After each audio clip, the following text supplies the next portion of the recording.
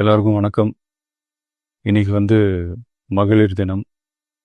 தமிழ்நாடு முழுக்க இருக்கிற என்னுடைய அம்மா, அக்கா, தங்கச்சி, தோழின்னு உங்கள் அத்தனை பேருக்கும் இந்த தினத்தில் வாழ்த்து சொல்லாமல் இருக்க முடியாது.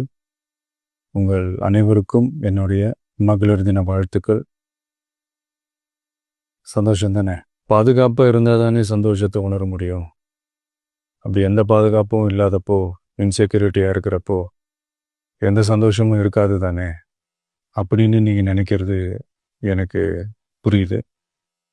என்ன செய்ய, நீங்கள் நாம் எல்லாருமா சேர்ந்து தான் இந்த திமுக கவர்மெண்ட்டை தேர்ந்தெடுத்தோம். ஆனால் அவங்க எப்படி நம்மளை ஏமாற்றுவாங்கன்னு இப்போ தானே தெரியுது.